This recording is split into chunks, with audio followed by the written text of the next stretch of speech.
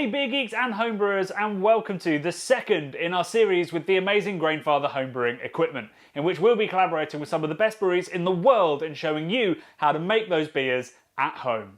Now last week you'll remember we started by intending to brew the ultimate Grainfather brewery in a house that I'm buying, and I'm pleased to say that I still haven't bought that house. However, we did come up with a solution, which is a mobile brewery that we can not only move around the breweries where we're collaborating, but also move it between different breweries and the breweries that we're collaborating with. And we call that the Porter Brew. Last week was focused on the build of the Porter Brew, but also on the build of our recipe for our first collaboration, which is with one of our favourite sort of session and hazy IPA brewers, Wildcard. Their Wildcard brewer Seb and myself came up with a recipe for a mountain style IPA, the concept of which is basically landing halfway between the two coasts. So you get the crispiness and the malt character of a West Coast IPA, but you also get some of the juicy vibes and the slightly lower bitterness of New England style brewing. All that's left now is to brew that beer, although we did have one small problem to overcome, and that is the fact that our brewery looked a little bit wide for the spot where we were going to brew.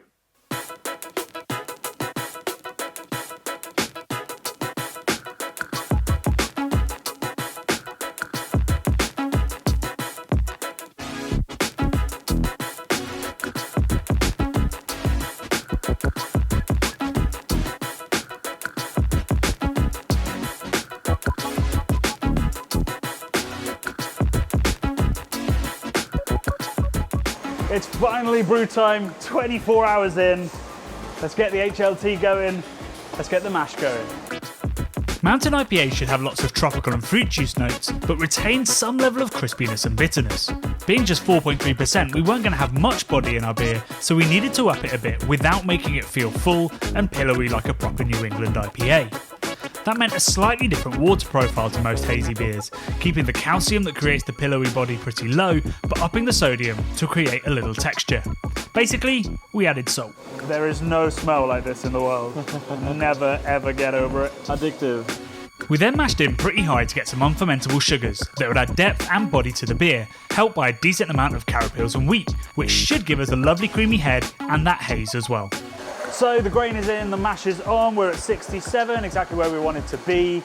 I was just sat there proudly looking at this wonderful setup, this beautiful mash, and then I looked to my left where the real brewing's happening, and a mash probably 100 times the size of ours. Okay, so we can't elevate our hot liquor tank at the moment, which has our sparge water in. We haven't thought that far ahead, but we will eventually. So instead, it's jugs from there. Thrilling TV, this. Watch a jug fill. We'd gone for the biggest batch we'd ever made, knowing our hopping rate would mean losing lots of the final beer. To make that a little safer, here's a trick. So this is the fullest kettle I've ever had on the Grainfather. It's making me a little bit nervous. So we're going to do some first wort hopping, and that means, you know, some people say you get smoother bitterness, but more importantly, it's going to stop or mostly prevent us getting a boil over. So this is 10 grams of Magnum going in just before we get to the boil. That was very undramatic. The next job was weighing out our hops. We did some hefty boil additions of Chinook and Centennial to ensure that pithy, spicy flavour and bitterness of a West Coaster, saving the strata for our Rome additions in the whirlpool later. Meanwhile, I had to learn to use a proper fermenter for the first time. So far it's all been pretty much same old, but we have had the amazing new hot liquor tank, which was very exciting, so much easier to use, and obviously my amazing new metal spatula, which I'm more delighted about than I should be. But now we're getting to the side where the new vessels are really going to start to really help us. So this, I'm excited to say, is our new fermenter. No more green-topped brew fridge, squeezing CO2 through taps with liquid in. For me, we now have a proper fermenter, and we can use the glycol chiller, which we'll get to later, to help with that. But now I'm just going to show you through it, and I'm also going to quickly sanitize. So we've got the control panel on the front where we can control temperatures up and down. I'm going to flip it upside down and look in here. So what we've got here is a standard G-clamp and some valves that we're going to use to be able to dump off trub and dry hops and also transfer stuff really easily. So I'm just going to install that. This has been sat in sanitizer, so it's lovely and clean. Just pop that down. That's where the beer will come out, and this is where we're going to dump from. Just going to put that in like that, and then it's just a simple G-clamp. There we go. With the conical prepped, it was time to add our whirlpool additions. For now, the most manual part of the process with the Grainfather. Right, so now we're going to add our hops. They're going to have half an hour of whirlpooling, hop standing. So this is 30 grams of Centennial, 30 grams of Strata, and 30 grams of Chinook going straight in. So I'm just going to get that whirlpool going first. And what we're going to get from here is almost no bitterness, but loads of the aroma and flavour that we're really looking for to really make this beer pop despite being sessiony. Okay, and in it all goes.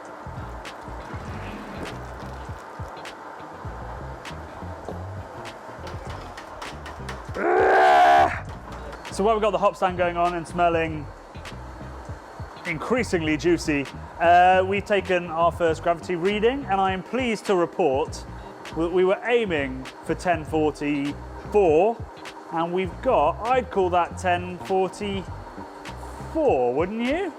Hey! Maybe 1043 if I'm being entirely honest. But so that's great news. That means we're going to hit exactly the ABV that we wanted, so long as the fermentation goes well. And that's really important. It doesn't always happen with our home brews, so it's great to see that having a bit more control over our sparge and stuff like that has really helped us hit those numbers dead on. And it also means that the recipe that we've built around that specific ABV, you know, everything that's been planned to hit that ABV is going to work, whereas sometimes if you go over or under, you can throw your beer out of balance. So that's great news.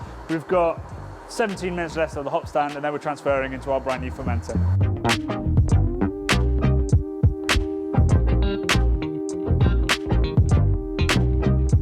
And so ends the most unusual brew day. We've had a busy couple of days, man. We have. We've built a mobile brewery. Look at what we've built. It's pretty amazing. And the brew day, we hit all of our numbers. That's amazing news. It's all tied up in here. I'm a bit disappointed it hasn't started bubbling already, if I'm honest. That's how good it felt. So we've just got to leave this for a couple of days. It's a bit weird. We're just going to leave this in someone else's home. Don't steal it, Wildcard. We're watching. So yeah, we're going to be coming back ready for the dry hop. I can monitor it on the Grainfather app. We've got the lovely Seb looking after it as well. And then once it's ready and once we've kegged it and dry hopped the hell out of it, we are going to be serving this here to a couple of friends to see what they make of our Mountain sipper.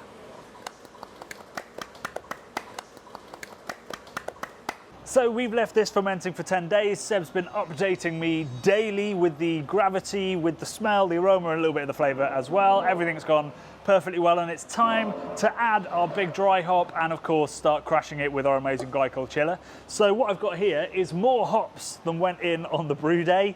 We've got 70 grams of Strata, 50 grams of Chinook, 40 grams of Centennial. We're going to add in here, it's at 15 degrees at the moment, and then the glycol's going to do the rest. I'm going to add to my notes, find easier way to dry hop. With the dry hops added, we now had to fill our glycol chiller with glycol and water, connect it up, and start chilling down to 4 degrees C. Weirdly, we never saw the crash or the rouse that Seb did because we weren't there. But just 3 days later, I headed to Wildcard to dump the hop sediment, transfer to keg, and attempt to get the beer carbonated in time to serve it at the taproom the same day. Not something I'd ever tried before.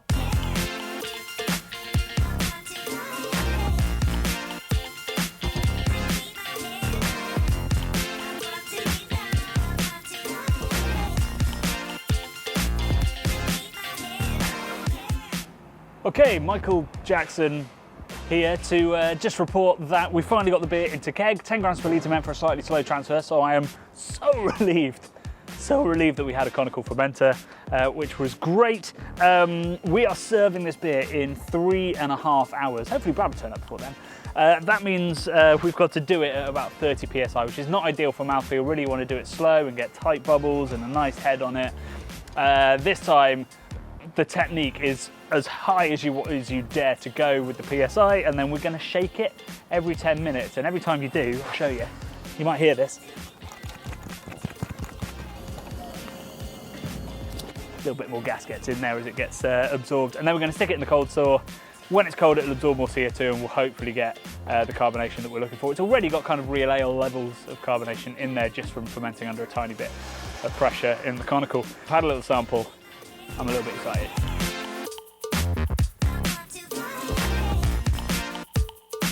Okay, so we've got yeah, well, 42 minutes now until we're opening the tap, until we're going to try and get people to taste it, until we can taste it. Just had a quick sample. It's not fully carved, so it's shaky, shaky, shaky time still.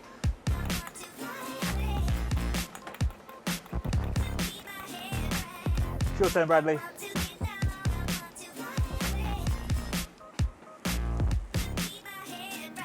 It's a different technique from Brad. It's the, oh no, no, no. Taking the shaking duty straight back off Brad, I gave the keg another few shakes, then with the tap rapidly forming around us, it was time to test it. Okay, so it's the moment of truth. The tap is about to open, so we need to see if this has carved. I've got zero idea. I've never carved a beer in less than like 5 or 6 days because you get that nice off mouth feel. So let's see if it comes out and let's see. Oh, look at that. Yes. There is head on that bad boy.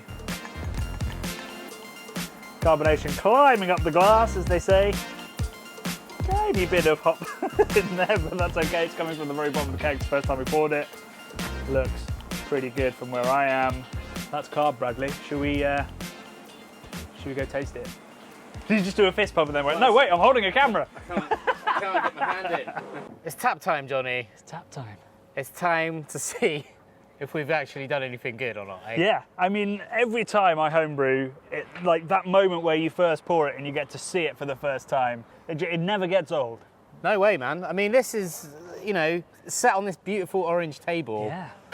I can't see a single bit of orange through the glass. Yeah, I mean, I was hoping that it would be just the other side of hop haze. It's landed several miles away from hop haze. So I would have liked it a tiny bit clearer, but I still think that this is, within the parameters of a Mountain IPA. Do you know what it is for me? Yeah? It's you're up in the mountain, Johnny, and a massive mist rolls in and engulfs. Right, but it's like golden hour as well, so it's lighting up the mist.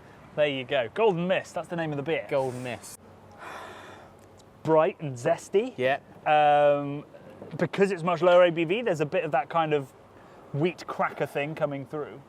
Yeah, it's definitely got a wheatiness to it. Yeah. It's a little bit of tropical going on. It's like the zesty thing I'm getting a lot of. Yeah, very zesty, very piffy. Yeah. Which I think, you know, we've got Centennial in there, and we've got Chinook in there, which can be richer and spicier. I think the Strata's poking through. It's a fair whack of that aroma there, but there's definite, you know, West Coast hop characteristics there. Big time.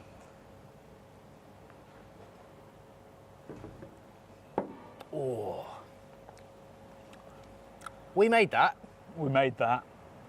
It's beautifully dry, but, and this is the key to the Mountain IPA, there's a little bit of sweetness coming from that yeast. There's peachiness there. Definite peach from that verdant yeast. I think it's great. I think it's the right body for a session IPA. It's the right bitterness. Maybe we should have brewed it on 2 of those. Then we'd have more to share. As you may be able to see, it's just started raining, so we'll see how popular the tap's going to be. But we're going to get some luminaries in to taste this as well, including the owner of Wildcard. So let's go grab him, see what he thinks, see if he'd serve it in his bar. And if he won't, then it's 19 litres to us. Cheers. Success. Well, the colour looks great, and the haze is good. It's a good haze. Haze is good. Head's good as well. Not too tight, not too foamy. Yeah, it's good, isn't it? It's good? Yeah, it's soft, but you've got the bitterness there. Yeah, you've got a lot of like tropical fruit, but yeah, not too. The bitterness is not harsh, no burn. It's very well made. It's very well made. Well done. Okay. Come on. Thank you very much. Yeah. Would you put this on in your tap room? Yeah. We could move this definitely. Yeah. Definitely. We can move this. Seb, man, you've helped us make this baby here. Well, I don't know if you've watched much of the channel before, what you were expecting, but having tried the beer, what do you think? Well, a lot of expectations were there, I guess, and I think I'm not disappointed at all. Actually quite glad with the results. It's a really beautifully refreshing beer. Plenty of like pine and tropical flavors in there, both from the Chinook and the Centennial and the Strata we used. Yeah, I think we did well, and I'm really happy. Thanks, man. We couldn't have done it without you, dude. And like, honestly, it's been such a pleasure. Oh, my pleasure, man. Thank you very much. There you go. Hey. Hey. Cheers, guys. I think it's delicious. I was saying to you just before it would be a bad video if I turned around. Terrible. Shit. Terrible. What have they got on? What are you thinking? Um, Okay, so lots of people have tried it now at Wildcard. The whole staff has tried it. They're still there. One of them's still drinking it. But the owner tried it, Will. We've had some patrons try it as well. And now we're going to go back to where we had the idea of coming over to Wildcard, which is Hackney Brewery. And I believe that John is waiting, and he's going to try the beer that he inspired by giving us a beer a couple of weeks ago. So I'll just get my mask on. John! Smells good. Yeah? Yeah, really tropically. Like surprisingly tropically. I love the surprisingly tropical.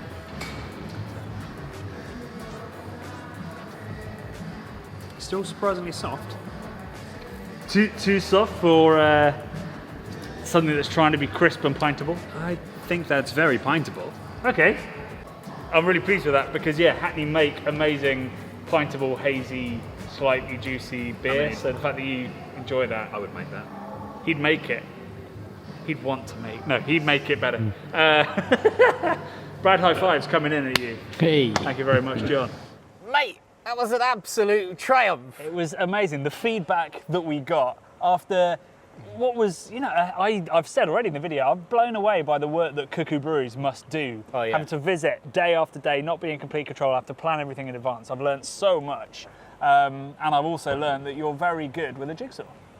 Mate, this I think is a beautiful thing. Hopefully we're going to have some more adventures on it in the future. Absolutely. Like, I don't know when I'm going to be moving into my house still, but if it does happen soon, we'll still be bringing this thing back out to go visit some people. And if Hell it yeah. doesn't happen soon, well then this is our future.